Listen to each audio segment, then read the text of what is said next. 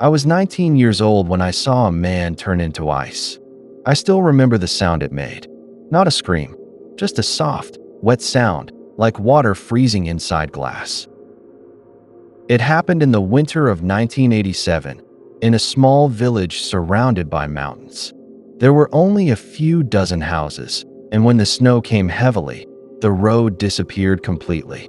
That night, I had left the village with an old man named Elias. I don't remember why we went so far from the houses. Maybe it was because I was young and wanted to prove I wasn't afraid. Elias had lived there his entire life, and he knew the mountains better than anyone. We were walking back when the snow suddenly became so thick that I could barely see him. Then he stopped. I almost walked into him. About 20 meters ahead of us, a woman was standing in the middle of the snow. She was wearing a long, dark coat. She wasn't carrying a torch. She wasn't wearing a hat. And somehow, despite the freezing wind, there wasn't a single snowflake resting on her hair. "Elias," I whispered. He didn't answer. The woman slowly turned toward us. I couldn't see her face clearly at first. Then she looked directly at Elias. Her eyes were unnaturally bright, not glowing like a light, just impossibly clear, as if the darkness couldn't touch them. Elias took one step backward, then another. The woman didn't move. She simply looked at him, and within a second, Elias stopped moving. A white layer spread across his coat. His hands turned pale. Frost climbed up his neck. I watched helplessly as his entire body became covered in ice until he looked like a statue standing in the snow. I couldn't breathe. Then the woman looked at me. For some reason, she smiled. "You are too young," she said. Her voice was quiet and almost gentle. "I won't kill you." I couldn't speak. She stepped closer. "But you must understand something." The snow moved around her feet, but she left no footprints. "If you ever tell anyone about tonight," she paused, "at any time in your life, I will come back." I remember staring at Elias. His eyes were still open beneath the ice. The woman leaned slightly toward me. "And next time, I won't be so kind." Then she turned around and walked into the snow. Within seconds, I couldn't see her anymore. I ran home.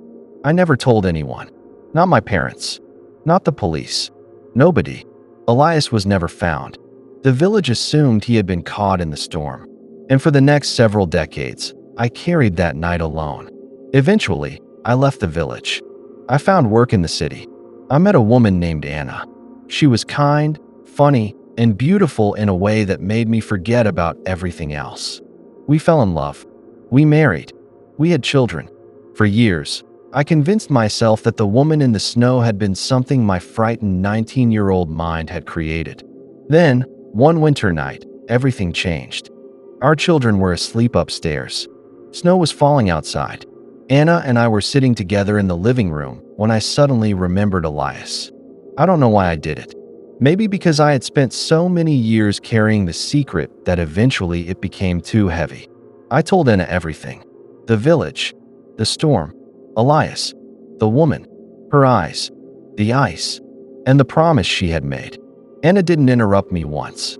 When I finished, she remained completely still. Then she looked at me, and her eyes became bright, exactly like hers. I couldn't move.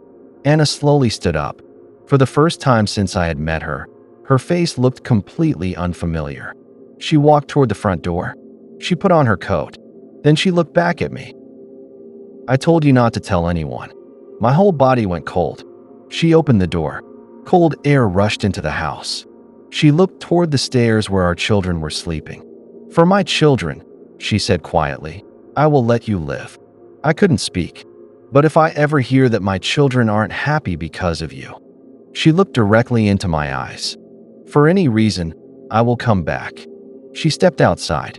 Snow was falling heavily now, swallowing the garden in white. I could barely see her figure as she walked away from the house. She kept walking, faster and faster, until her dark coat became a small shape in the snow. Then, just before she disappeared completely, she stopped. For a moment, I could see her standing there, looking back at me. Her eyes were bright, the same impossible brightness I had seen 30 years earlier. Then she turned and walked into the snow. And this time, she disappeared for good. I never saw her again. I never told my children what happened that night. And I never told anyone about the woman in the snow. Some memories are frightening because you don't understand them. But the worst ones are the memories you understand perfectly and wish you didn't.